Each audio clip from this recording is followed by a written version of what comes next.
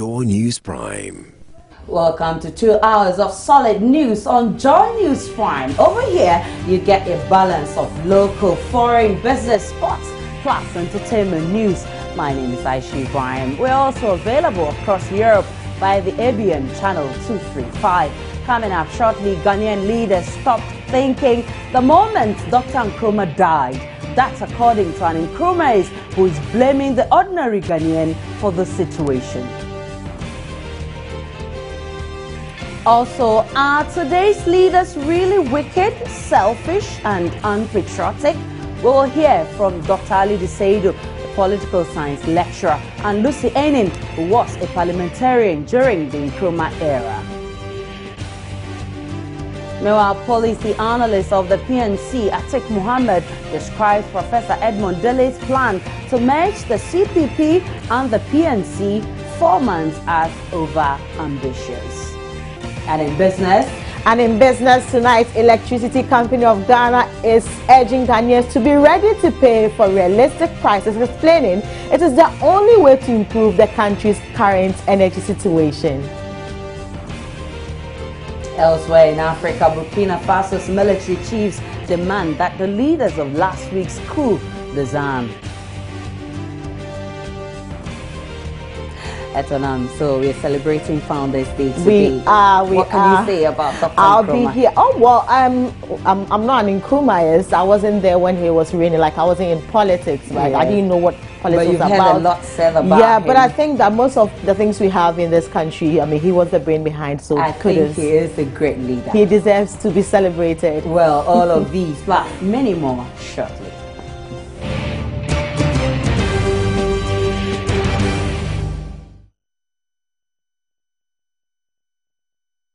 Welcome back to the news. One of the youngest female parliamentarians in Dr. Nkrumah's regime, Madame Lucy Enin, is calling for a repeal of the indemnity clause in Ghana's constitution. According to the Nkrumah's heads of state, after Osaja for Dr. Kwame Nkrumah have been wicked, selfish and unpatriotic. She was speaking on News Desk today as Ghana marks the 106th birthday of Dr. Kwame Nkrumah. This constitution, 1992 constitution, is J.J. Rawlings PNDC constitution, where they have put in indemnity clause. We need to change our constitution. If we don't change this constitution, we are done. Because you can never write a constitution and put in indemnity clause. And then, so when you talk about democracy, where is the freedom we're talking about? Where is the rule of law? When somebody does something, he cannot be changed. Briefly, Madam Enin, why do you think this indemnity clause must be dealt with? Not indemnity clause. There are so many flaws in our constitution. There are so many flaws in this constitution that we should sit down. The 1960 constitution was a socialist form of constitution that was guarding Ghanaians. We are not capitalists. Capitalists without capital, you take your bow and always begging and begging and begging. You call yourself privatization. Why do you think it has become difficult, in your opinion, for the country to learn from Dr. Kwame Nkrumah? Because they are not patriotic. They have lost the sense of patriotism. Why have they lost it? Because they love to enjoy the fruits of some people's labor. They are enjoying things that they did not create. Did they create in some country? Did they create all these things that they've sold to themselves? So you mean they are lazy, they don't want to start something new? Not laziness, it's wickedness.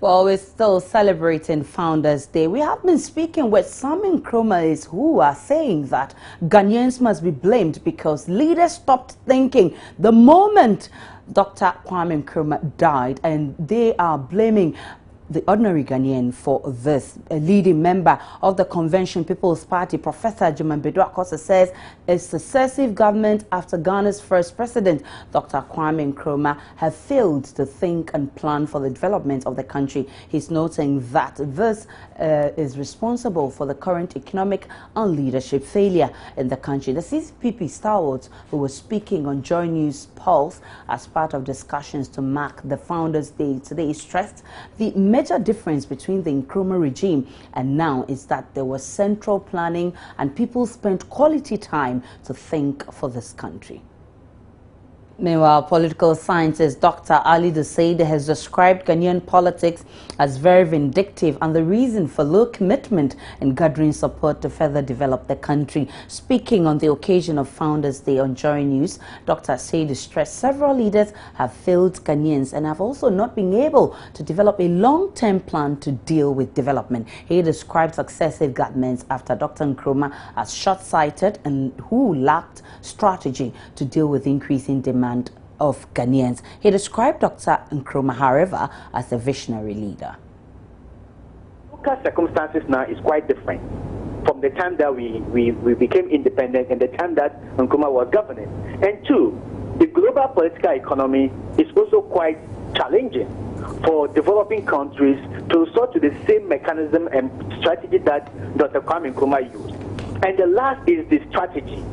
Leaders that came after Kwame Nkrumah had very little or no development strategy at all. I'm not saying I wouldn't say we refused to think.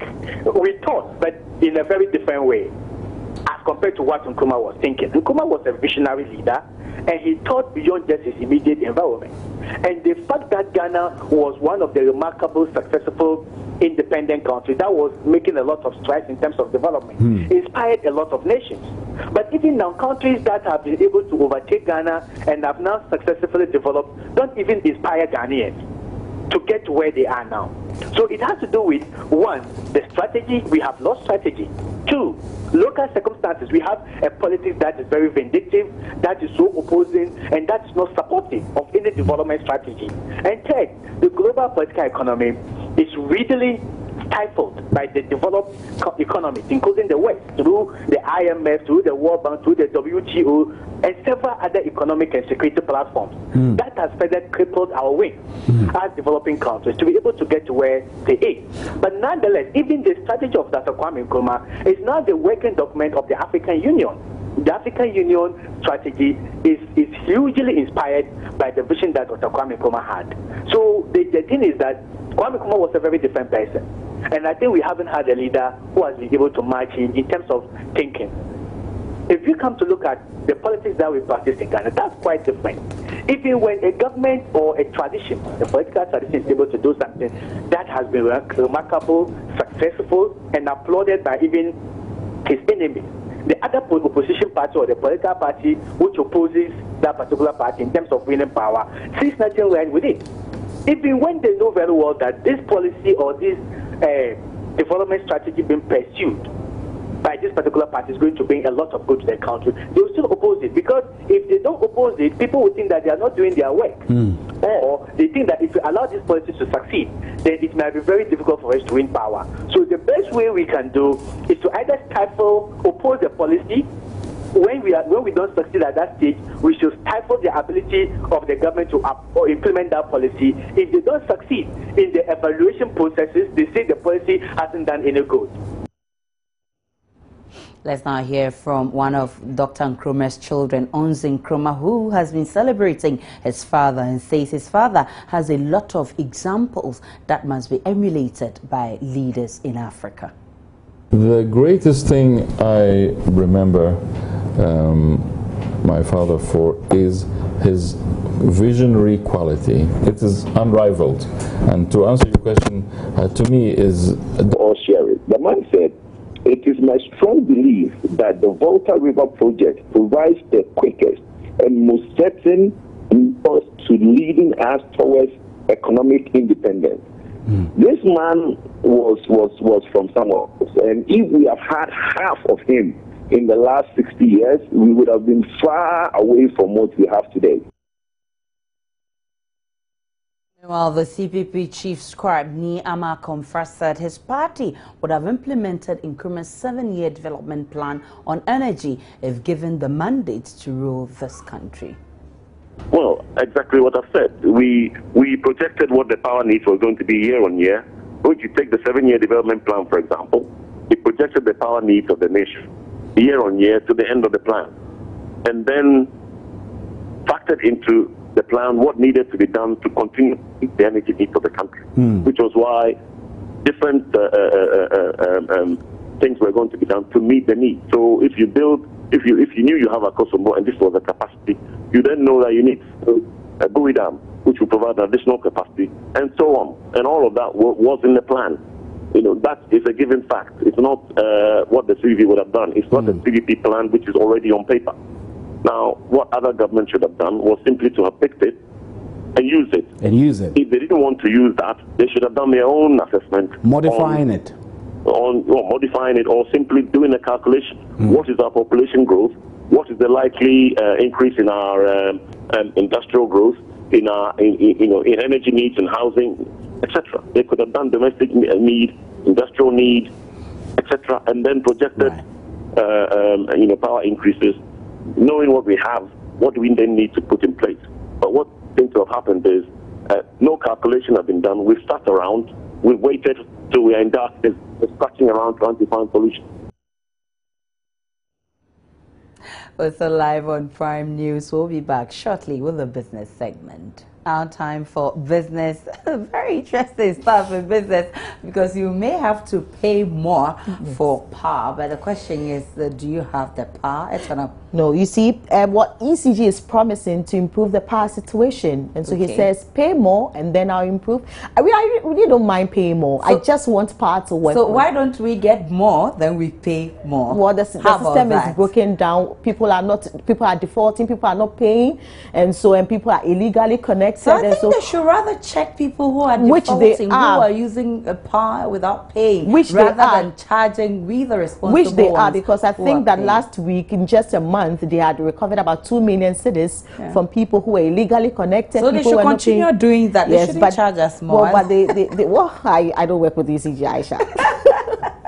So let's see what's in that. All right, now, Acting Managing Director of ECG, Robert Dramina, is asking Ghanaians to be ready to pay for realistic prices, explaining that it is the only way to significantly improve the energy situation. Speaking at a conference to announce plans to resuscitate the energy sector, Robert Dramina explained ECG needs the money to invest in the energy sector. We are aware that the country is moving from hydro generation to more thermal. And thermal generation is definitely expensive. We are therefore, together with the other agencies, working with PRC to ensure that we get some increase in the tariff that we have now. We have submitted our proposals to PRC, and the necessary consultations and education processes have begun. But to be able to have confidence in this proposal, we are also ensuring that we have a very robust system, that the network that we have should be robust enough to ensure that when the load management program is over, ECG will be able to deliver reliable power to our customers. Now, Director at the Public Investment Division of the Ministry of Finance, Magdalena Penting, who also agrees on paying realistic prices for electricity, said that is the key worry for investors. Yes, I think every investor wants to be sure that at the end of the day they can get their monies that they've invested. And I think that confidence is there. That is why we ensure that the enabling framework is put in place. We have the PPP draft bill, which we are sure would be passed by the end of the year. We also have the policy that is already in place that is allowing private sector participation in all the sectors, inclusive of the power sector. And we have specific provisions that have been undertaken by the Energy Commission in ensuring that the IPPs have established contracts, they have standard agreements and guidelines. And this is exactly what the private sector is looking out for. It's looking out for the framework that is established, the guidelines that are provided, that enables them to have the confidence and the commitment. And indeed, the private sector is quite committed into coming to the country. We have a lot of commitment in the sense that regionally we are trying to get together. The region, the West African region, Ghana is quite substantial. We have provision of power to about 70% of the population, which is very huge. It is the biggest in the region, and we intend to sustain that level. Meanwhile, Chief Executive of Lekila Power, Chris Anthonopoulos, has assured the energy situation should be eased by the first quarter of 2016. The 225 megawatt Ayatepa project is the most advanced renewable power project in Ghana. It has the support of both the government of Ghana and, equally important, the support of World Bank. It's one of the 6 projects which is on the priority list, and it's actually the only renewable power project which is on that list. So therefore we are quite hopeful that we will be able to financially close the project. It's very advanced. We are almost done with development, so the only thing that remains between us and starting the construction is the government support. We have received this year, or we signed, initialed the power purchase agreement. We have just very recently received the signed grid connection agreement, and we've done all the studies, the permitting that needs to be done in order to start construction. So the plan is that by first quarter of 2016 that we will be able to start construction, and that would mean that already within 9 months, i.e. by the end of the year 2016, we will be able to generate power from Ayatepa. Now, graphic designers in Ghana are calling for a professional body in order to help package the industry better and ultimately convince governments that the art industry is the bedrock of the country's economy. Speaking at the maiden edition of the Graphic Design Awards held in Accra, a senior lecturer at the Communication Design Department of the Kwame Nkrumah University of Science and Technology, Dr. Eric Ishen, tells Joy Business a critical attention at the art industry will turn things around positively for the country. The Graphic Design Awards, the first of its kind, looked at student designers. The program celebrated talented student graphic designers and also created a platform for them to market their expertise. Deserving students from the Kwame Nkrumah University of Science and Technology, Winneba University, Radford University, Ho Polytechnic and Kumasi Polytechnic were all awarded. A senior lecturer at the Communication Design Department of the Kwame Nkrumah University of Science and Technology, Dr. Eric Ishen, stressed the need for a professional body for the arts industry. I'm arguing that what you wear, what you eat, you look from your head to the sole of your feet. Everything is art piece. We're created by the artists. We see the metal designer, you see the textile designer. If you can read, it is the work of the communication designer. The call of the government is the government should listen to the designers and the artists in seeking solutions to the problem. Now, when the mind is redirected, focused about little things that we can do to help our communities, yes, technology will come in, but to come in after the people have taken the first step of putting things right in the founder of the award scheme, Felix Oforidate, tells Joy Business the overall winner will be sponsored to study abroad. The overall winner is going to South Africa. Like I said, he is going to visit University of Johannesburg and then Cape Peninsula University of Technology. Yeah, he's going there to visit and interact with both lecturers and students. Well, I definitely expect him to, when you come back, and the ideas that you get from interacting with these people, come and share. He might be what they call a final year student, or he may have just completed. But again, what he's learned over there, I expect him to apply them in his what they call it place of employment or wherever he's going to work. So I expect him to bring more knowledge and he will impart back either through the works he's been doing or when he's back in school, share with his mates. Meanwhile, Ninoy Norte, a student of the Radford University who was adjudged Best Graphic Design Packaging, says he will use the opportunity to help transform the rice industry in Ghana. The awards, which are also expected to raise the standard of graphic design education in Ghana, had 20 entries and only 7 were awarded. Now, Managing Director of Stanbic Bank, Alhassan Dani, was on Saturday named CIMG Marketing Man of the Year 2014. He beat a number of top CEOs to pick the prestigious award at a ceremony held at the banquet hall of the State House. Speaking with Joy News, after picking his award, Mr. Ndani said businesses in the country can position themselves in the digital world for greater success. Airtel Ghana's Chief Executive Officer, Lucy Quest, was also adjudged the Marketing Woman of the Year 2014, while Mrs. Linda Labi, Head of Marketing for Coca-Cola Equatorial Ghana Limited, became Marketing Practitioner for the year. Now, that's how we wrap up with business. My name is Eton. I'm saying many thanks for your time. The small news, please stay.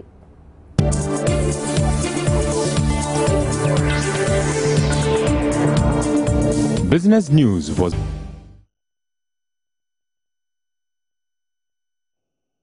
Joy News Prime. Welcome back. Now, the youth are not different from today's crop of leaders. They are likely to be as corrupt and not dedicated to national interests, just as we're seeing today. Now, these are sentiments of Prince Asamoah, a member of the University of Ghana Debating Club. Speaking on AM Show today, Prince Asamoah suggests we bring in expert rates to manage what he calls the economics of the country.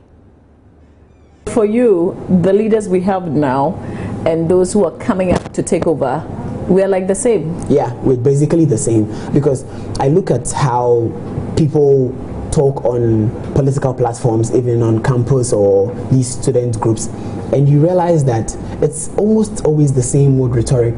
It's almost the same old, oh, we'll change, and then they come and then they do the same things, just like these people that we always criticize. So it's has become this vicious cycle where we just keep doing the same things over and over again and expect different results. And that is why I think that we are not really in the mood for change now, especially when even these current group of people that we think are going to change are being paid and picked, handpicked, paid and controlled by these same people that we think are bad. So it's become very difficult unless we have a new breed of people, maybe the children who are being born in 2015, and then we decide to cut them off from the rest of Ghana or the rest of society and train them anew. Really? I have my doubts, yeah. Okay. Very drastic measures you think we should take? Yeah. Now, policy analyst of the People's National Convention, PNC, Atik Mohammed, says the move by the new CPP chairman, Professor Edmond Dele, to merge with the PNC in 4 months is overambitious. Dr. Dele mentioned the move as part of his agenda after his endorsement as the party's Congress over the weekend. Speaking to Joy News, Atik Mohammed cited reasons why that mission may not be accomplished within the time frame. The problem we have encountered in making progress, I think the problem is multifaceted. On the one hand, you would have other interests in this political business who will ensure that this doesn't succeed. So they are working very hard towards frustrating this process. That is one. Who exactly? Well, they know themselves, and we all understand people in whose interest this is not. And beyond that also, you have some other structural problems. If you don't work on improving those structures, once you come together, it becomes a prelude for extinction. And that is what people are trying to avoid. We want to come together as a formidable, electable political force. So what are you doing to have a firm and strong structure in the constituency levels, in all other spheres, so that when you come together, you say you become a formidable force? Yeah, it is not just enough to have constituency executives, which we have always had anyway. But we want to start giving them targets that between this point up to this point in terms of time period, these are the things we expect you to achieve. And if we are able to monitor, if we are able to apply ourselves to that targeting process, we'll be able to strengthen the structures in a manner that becomes easy for us to come together. And the new CPP chair, Dr. Edmond Daly, said that he has a 4-month agenda. That's to ensure that a merger comes on. Do you think it's feasible? Well, I don't know how Prof intends to do that anyway, but, well, it's a good ambition. I would not fault him for that. But he should recognize that the PNC is yet to go to Congress. And even though it is likely to come on next month, you never know. Once it is done, the new executives would have to settle. We would have to clarify some things. And these processes I've just spoken about, you can't use 2 months or 3 months before you can have that measure happen. But realistically speaking, I don't know how that is going to happen. But it is not bad to be overly ambitious. What would be your timeline? Well, I am saying that we should have, let's give ourselves some time. It could be before the elections, could be after the elections. You don't just rush into an entity because, oh, you want to do it. You rush into it and it collapses. What happens? Let's still stick with the CPP because Dr. Onze Nkrumah says the Convention's People Party must concentrate on reuniting its members before it goes ahead on merger talks with the PNC. Dr. Nkrumah says the party must concentrate on sealing the deep cracks within the party. You know, we need, CPP itself needs to be united. You know, you have to live by a good example and persuasion. If you cannot convince people that you are really sincere and serious, people will not follow you. You can talk to me with a straight face, but you don't mean it from your heart. It would not go anywhere, you know. So CPP needs to be united. Then it will invite the others. If we really love your brother, your sister, all the comrades, Dr. Endom is one of our members. So you feel that the inability of CPP to have a unified front itself is responsible for the failed attempts to merge with the other Nkrumah's movements? Exactly. How can you build on a broken down foundation? You need a strong foundation. I see CPP as the foundation, really. And CPP is the mother of all parties in this country. It was just used as a breeding ground to everybody who wants to form a party like NDC or whatever. Where did they get their members from? They went to CPP and found means, you know, I will not describe what means, found ways and means to persuade, hoodwink, whatever, convince people to join them. So NDC is made up of at least 80% of the CPP. So if we really at the core of CPP leadership and responsible people of CPP, we need to love ourselves enough, have enough love, self-respect, and work together, embrace one another. Then the others will come back. The PNC will come back to be thanked for playing a role as a proxy, and they've done a job, and they tried, and they succeeded to some modest extent. Obviously, they didn't have long enough to prove themselves, but I think PNC should come back home to CPP. 80% of NDC, I believe, they should come back to the CPP, and the offshoots thereof, you know. They should come back home. Come back home to CPP. PPP even, Dr. Endom, I see him as a comrade. He just was put off by attacks, similar personal attacks, by Akosa and Samia. They vilified the hell out of him. They made him to be the biggest demon in the world, that he's not a Ghanaian, he's a mere CIA agent, and all the rest of it. So why do we need to do that? Just because he has an interest to stand for president, so what? Let's do more politics because the newly elected Member of Parliament for the Talensi constituency, Benson Tongo Baba, says his new position as MP has been challenging. As a new Member of Parliament, he's not giving up yet as he looks forward to put up his best as Parliament resumes in October. He spoke with my colleague Prince Owusu Esiedu of Adom TV. It has been a very challenging task being a new member in the House.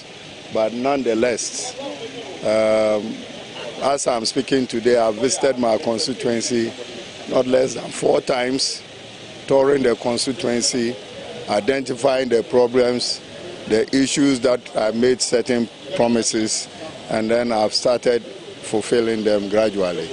So I believe that with time, I'll be able to make a significant impact in the better policy agenda as MP. Okay. Being new in Parliament, how are you coping, with issues? Well, I was sworn in just 2 weeks before Parliament went into recess.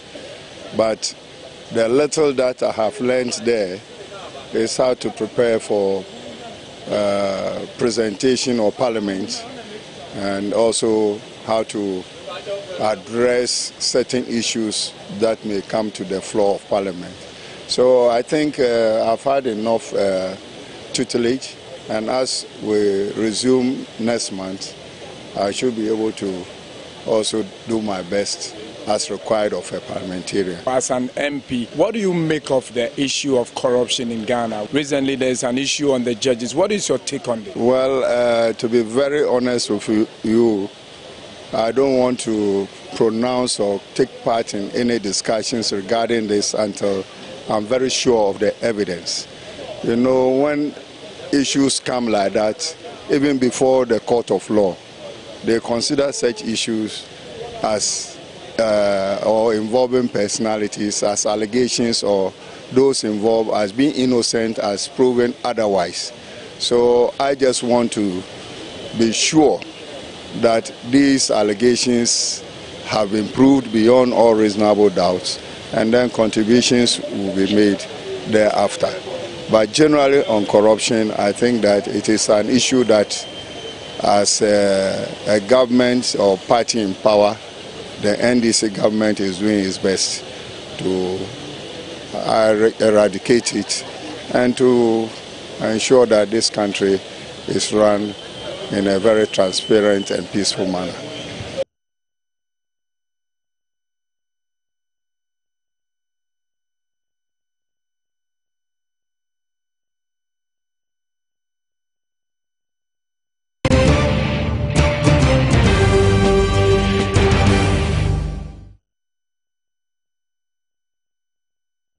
The former president of the Ghana Olympic Committee took over from Robert Musori following his enskinment as paramount chief of the Tongo traditional area in the Talensi district of the Upper East region. Benson Tongo Baba won the by-election with 10,366 votes, beating 7 other contestants.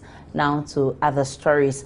Cashew farmers in Sampa in the Bono-Ahafo region are optimistic of increased yield and product quality in the coming years following the introduction of a new method of production. Now the method, known as canopy substitution, ensures farmers have access to good planting materials at the end of each season. Now the farmers have had low yield from cashew farming in the past. The trend is changing and farmers are confident of bumper harvest, which will translate into higher income. Joy News Mahmoud Mohammed Nuruddin has filed this report.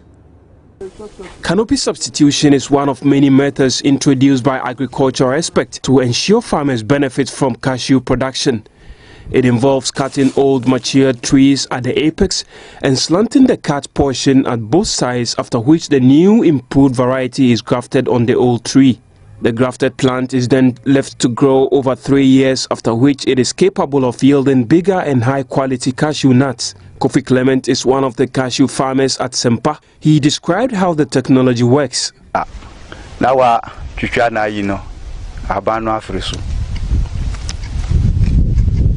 After removing the leaves from the stalk, you cut it into 2 and insert it into the growing stalk and tie them together, and after 14 days they start germinating. Clement is among many farmers who are witnessing improvements on their farms. The district agric officer here is Douglas Lebner. He explains what necessitated the introduction of the canopy substitution method. They started planting cashew in this district. They could pick any seed at all to plant. So it came to a time that we realized that some of the trees were standing, they were not bearing fruits, and some of them were bearing fruits, but the nuts too were very small that you cannot do anything with it in terms of processing. So we were having a project known as CDP, Cashew Development Project. So they came out with this technology, and they train with the agri officers, including the farmers. Increasing productivity levels of farmers for improved income has become key in the German North districts of the Brona-Hafu region. Yield is expected to improve. However, the challenges of marketing their products remains. Mahmoud Mohammed Nouruddin's report for Joy News. Wrapping up first hour of the bulletin, Ghanaian leaders stopped thinking the moment Dr. Nkrumah died. That's according to an Nkrumah who is blaming the ordinary Ghanaian for this situation. Also, are today's leaders really wicked, selfish and unpatriotic? We heard from Dr. Ali Desaidu, political science lecturer, and Lucy Enin, who was a parliamentarian during the Nkrumah era. Policy analyst of the PNC, Atik Mohammed, describes Professor Edmond Dele's plan to merge the Convention People's Party and the People's National Convention in 4 months as over-ambitious. And in business, the Electricity Company of Ghana is saying that Ghanaians should be ready to pay for realistic prices, explaining it is the only way to improve the country's current energy situation. We'll be back with the next segment.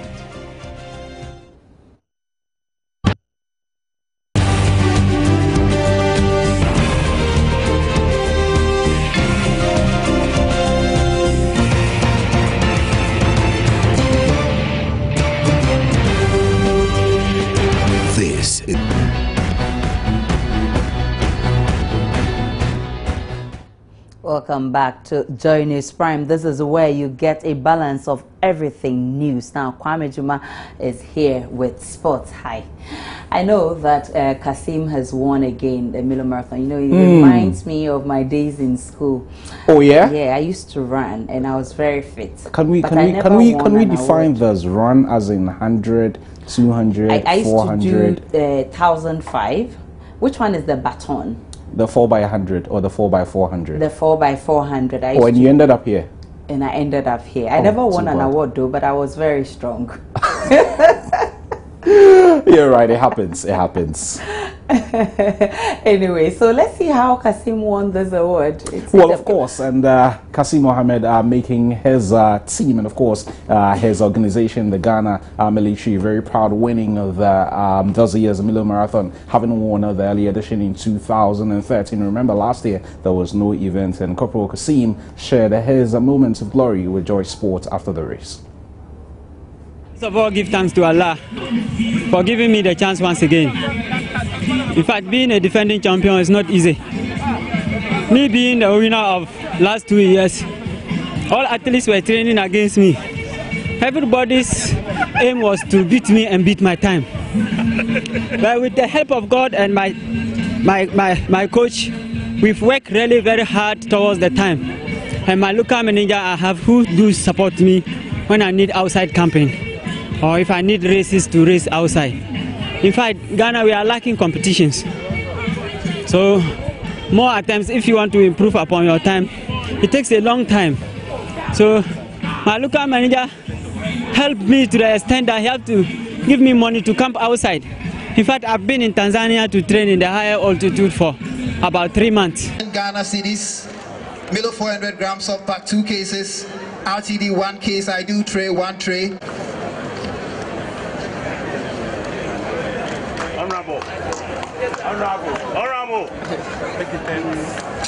And the corporal is taking home 15,000 Ghana cedis. Oh. Well, it doesn't come any better than that when you go away with the prize of 15,000 Ghana cedi together with products of the organizers who made sure that everything was done on time. Let's also have a listen to Kasim's trainer, Professor Charles Yendok, who credits Kasim's victory to their training regimen. Being a distance runner for over 20 years, my brother from USA won the Sydney Marathon in 2004. And I've used that experience to come back home to help other athletes in Ghana. And I met him when we went to Commonwealth Games, and what he was doing there, I didn't like the program. So when we came back, I sat down with him and we mapped up the program for the whole year. And that strategy has worked. He has improved from 226 to 220 today, so I'm very happy. Well, the strategy is first and foremost is preparation. Any athlete, in order for you to be successful, to win, you got to prepare. So we map up our program and we prepare from pre-season to on-season training, and then work on endurance, running hills, and then doing speed work, and that's the strategy we use for him to win today. And the corporal is taking home 15,000 Ghana cedis. So that was the winner of the men's division, Corporal Kasim Mohammed, together with his trainer, Professor Charles Yendok, who came all the way from the United States to ensure that his athletes went according to the game plan and run away with that 15,000 Ghana cedi award for winning the men's division. Well, we had a winner for the men's division. We also had a winner for the ladies division as well, and it was a former two-time under-15 champion, Lariba Sakat. My first time for the marathon, 42.2 kilometers. Last 2 years I was first, last 3 years I was first for the juniors. But this year that I said, let me join, I'm 18 years old. Let me join and see what I can try. When I joined, so I just something for me. So that's how I managed to come. Did you just decide to join because you've made a transition from the youth to the adult stage? I trust myself that I can do it. I can do it. If I go for the juniors, to just be something for me, so I can do it for the seniors. So let me join. So I take it late, something that it wasn't hard, but okay, my first time being, that's why for me it was hard, but let me just say it wasn't hard for those who started, those who be running every year.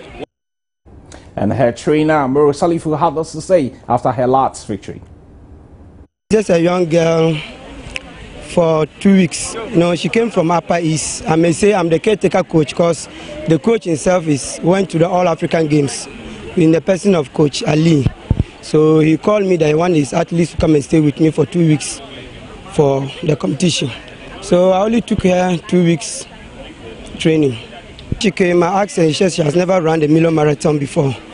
So I took her to a Bring Mountains. You know, that place there is high altitude for her to experience, to get a feel of how she's going to compete. And she told me that she has never covered 42 kilometers. So all what I did is to make sure that she have the feel of the 42 kilometers before the race itself. So when I tried her 30 kilometers, I told her she's okay.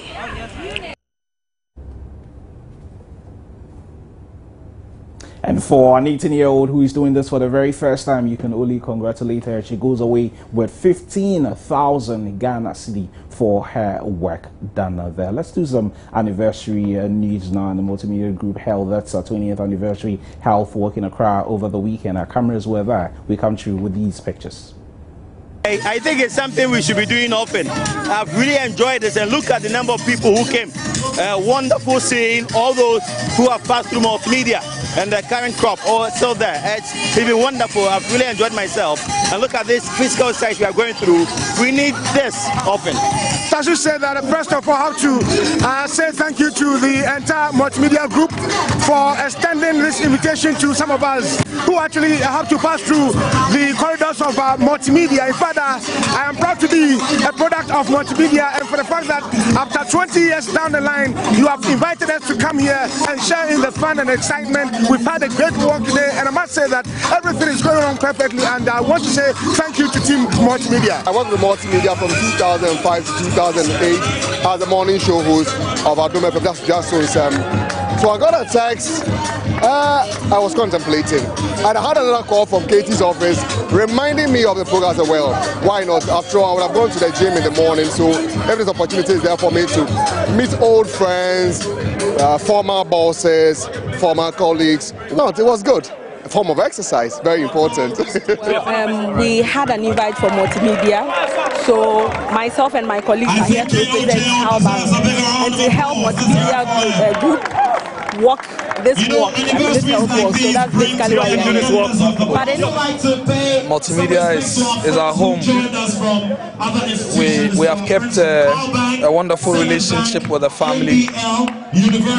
So when Kwesi called me up to be here, I thought, man, why not? This is where the career was honed. They were able to do anything at all in this industry today. We'll credit Multimedia with providing the opportunity for us. So, IFM Multimedia Group is a key media partner of UMB. You really supported us in a lot of our media campaigns, and to celebrate 20 years is a huge milestone. So I felt it was very important for us to represent and be able to be here to celebrate this important day for Multimedia Group. Did you enjoy the walk? I did. It was really great. I'm a little bit out of shape, but it was very pleasant to be around the energy and the spirit of the Multimedia Group, to walk from Trust Towers all the way around to Trust Towers. I mean, it was really great. I'm still feeling the energy, so I'm hoping this will begin a whole new health regime for me. So thank you very much for that. And for all those who took part in the walk, congratulations for shedding some weight. For those who did not take part, I'm sure the next time you'll get the opportunity to be a big part of this occasion. Let's do some news from the All-African Games. Team Ghana touching down in the last 24 hours here in Accra after winning 2 gold medals, 8 silver medals and 9 bronze medals. We caught up with the winning coach of the victorious Black Queens side, Yusuf Basigi. Their team tactics or their game plan was looking at our structure. The only thing they have to do is to float the ball, and then they'll attack in the air. And then by so doing, in fact, we're at the disadvantage. So that was why you were seeing the pressure on us. Each time they had the ball, they'll float the ball to our defensive third, and then we had to struggle to take the ball out of their area. So, and they wouldn't allow us to possess because they know that we are very good at possession. And when we go by that, we are going to frustrate them or beat them hands down. The future is very bright for Black Queens.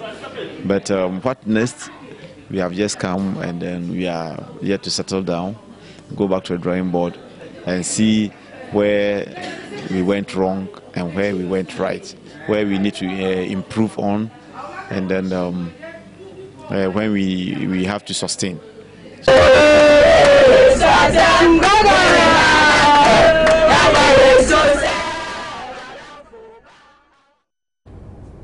We also spoke to Paralympian Bocho Nkebe, who was delighted with the silver medals, feat at the sporting fiesta. General assessment is like there's more room for improvement because of always preparation is the key aspect of every competition.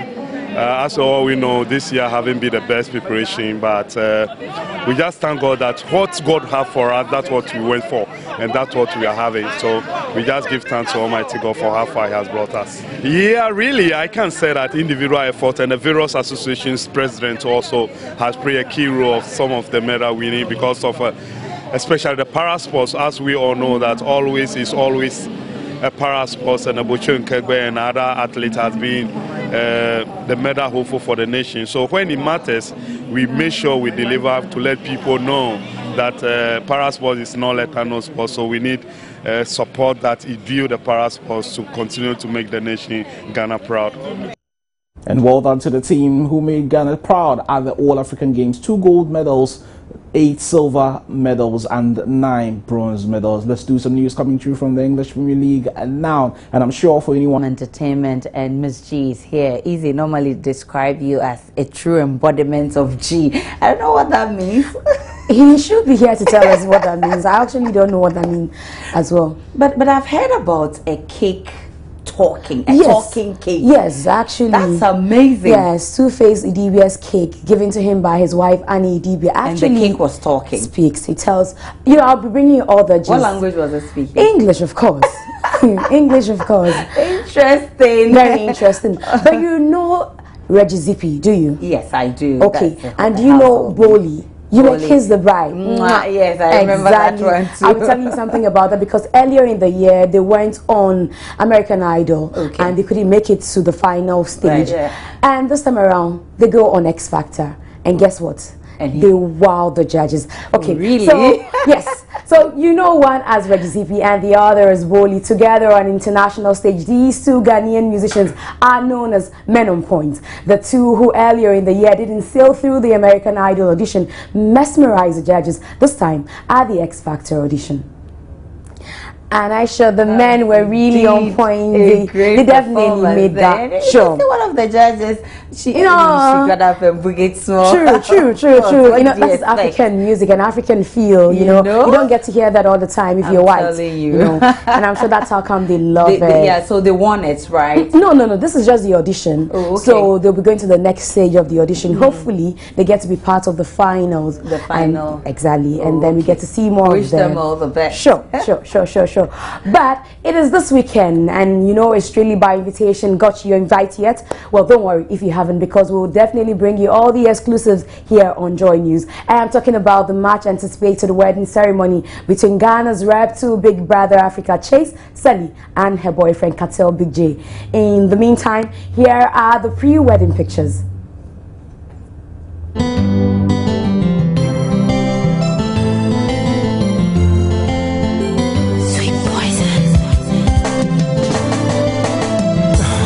They say two wrongs can never make a right. I've regretted my actions, baby. So please come back home and let me make it right. Come on. Nanse mi tokete swamena.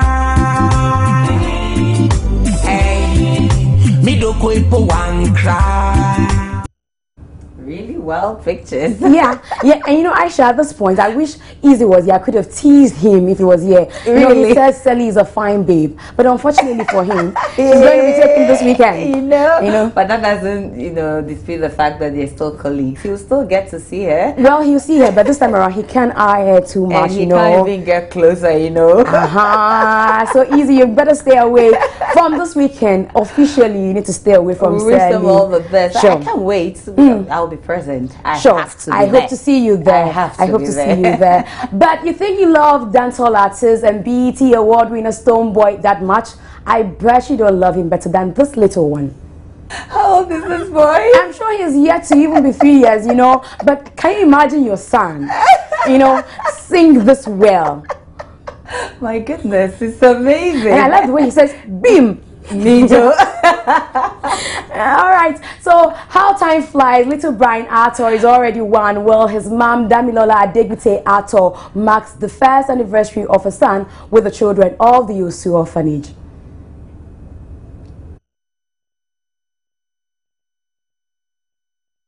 So that is Brian when they were doing the outdooring somewhere last year, and this is Damilola Adegbite, wife of Chris Ator, our own Chris Ator, and she was at the Osu orphanage yesterday to celebrate the first year anniversary of her son Brian Ator, and so you can see her with some of the children at the orphanage. Yes, and yes, still some of the children. Some smile on their faces. Exactly, and that's the beautiful Damilola Ator, Nigerian turned Ghanaian by marriage. You know, I love the fact that she's now Ghanaian by marriage. But that's Damilola again in our shots with the children at the Osu orphanage.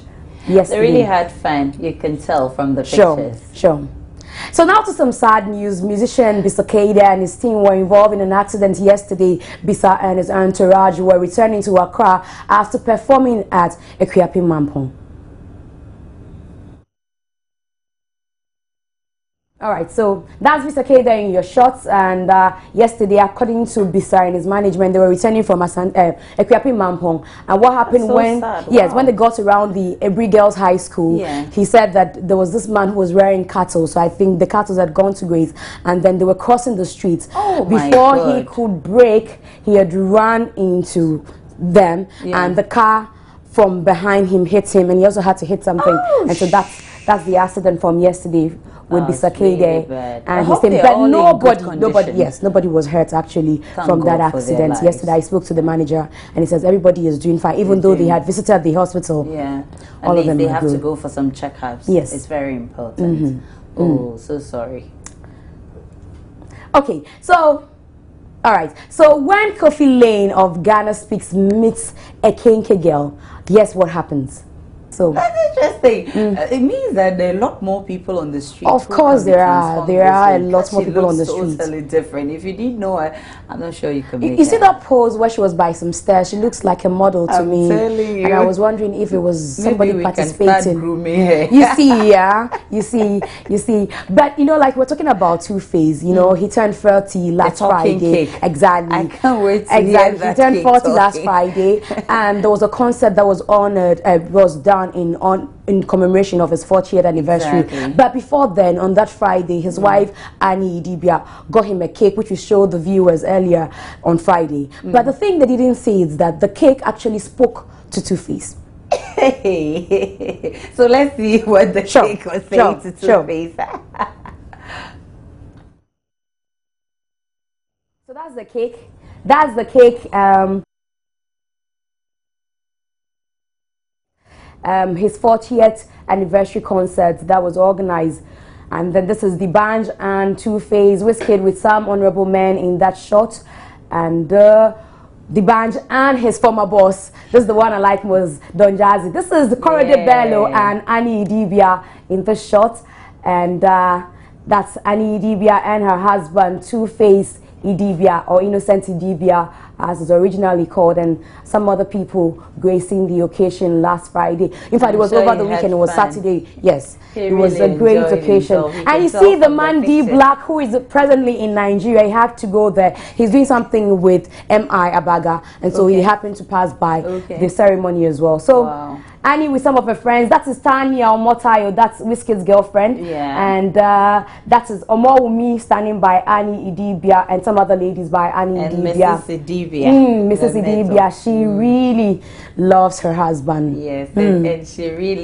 she came to the party. Exactly. She's really worked hard, you know. You could tell. She's from worked all hard. the other people who came to the party, you could tell indeed she was the one celebrating. It's her husband's birthday, you know, and she needs to show herself. But the talking cake, it was lovely. Can you imagine? Maybe we would have to organize one of these days. I'll plan with Easy on your birthday. Maybe we can. That's too far. I want to just like tomorrow. No, it doesn't have to be my birthday. Let's do it tomorrow. We can present to you.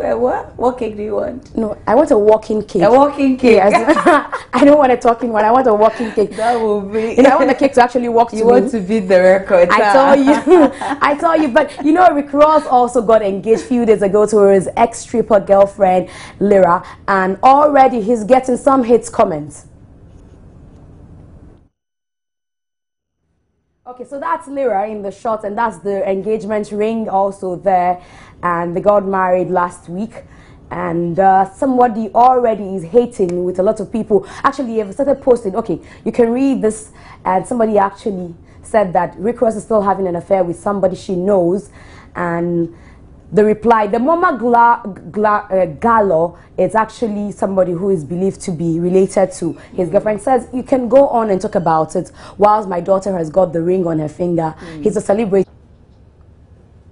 And this is Joy News Prime. Now in our final story, Anas Arimeo Anas has become a household name, but not many know the man whose 3 hours investigative piece has stunned the country and the very foundation of the judicial system. The ace investigator has appeared in public on several occasions, especially in the wake of the revelation that has implicated some high and lower court judges. Anas' public appearance dress code is catching up with the public, with some Ghanaians proposing September 22 be declared a National Anas Mask Day. So, would you wear a mask in solidarity of the ace investigator? Well, this is what we gathered from the streets of Accra.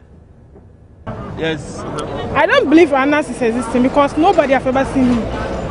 They have been talking about him, but we have never seen him, so I don't believe he's existing. You don't believe Anas exists? Yeah. Because I've never seen him and nobody has ever seen him. They are only talking about him, and then so I don't believe it's existing. If you don't... It's creativity. People are just saying, but for me, I don't believe it. All right, but you've seen his pictures with a mask and all that. Yeah. If it could be somebody's image. They're using somebody's image as Anas, but it's not Anas. Yeah, it will be very nice event because you know ever since I watched his videos, I think it's helping. It's helping this corruption and all that. Well, I think It should be tomorrow, if possible. Would you wear it? Well, I cannot promise, but God willing, if I'll be alive by then, I will. With my view, I don't think such things should be done. Why? That's to me, because putting on masks, somebody may end up doing unnecessary things with it, because he put on masks and then the face is not being seen. So if we know that a nurse is the only one who's always put on masks, I don't think such people also should go around putting on masks. At the end of it, or you know what may happen. You know, this economy, things are getting so tight and people want so many ways to get their things well with them. So if people are putting on this mask with a nurse and at the end of it, or we hear some things going wrong, I mean, this is very, very dangerous. But this is just in support of what he's doing. Yeah, it's in support, but how will you know that somebody is having a clear mind behind this? No one knows. Oh yeah, that's a very good idea. I support that because it makes sense for you to remember kind of person, you see. So I support that. So if it is declared, would you wear the mask tomorrow? For real, when I got it, I'll definitely go and put it on because that's good for me. Do you have it? I don't have it, but if I have it, so I'm waiting for it. Maybe you can get me one.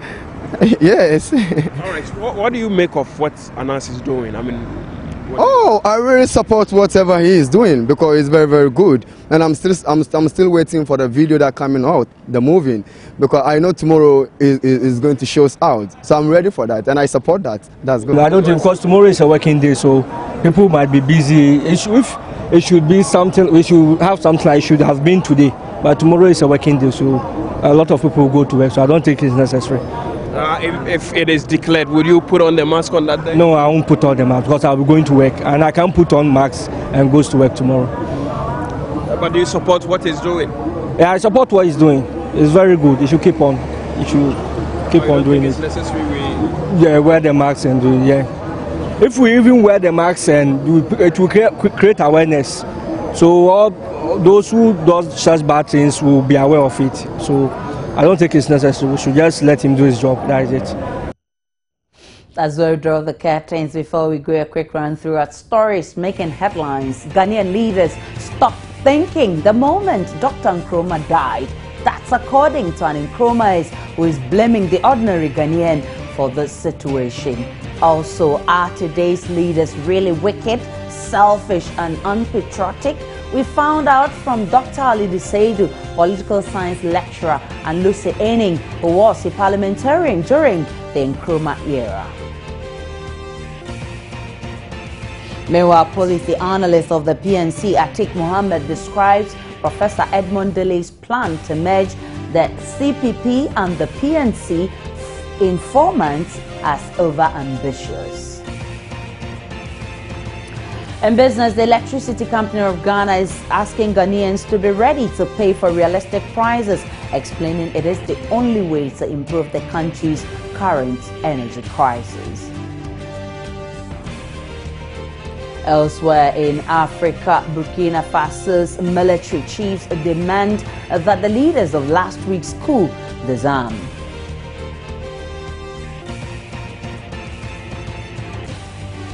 For more news, join us on myjoyonline.com.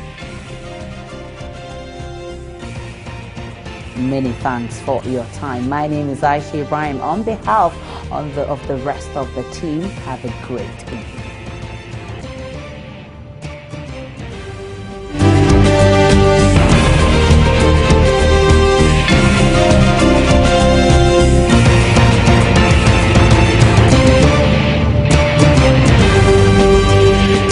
This is Joy News Prime.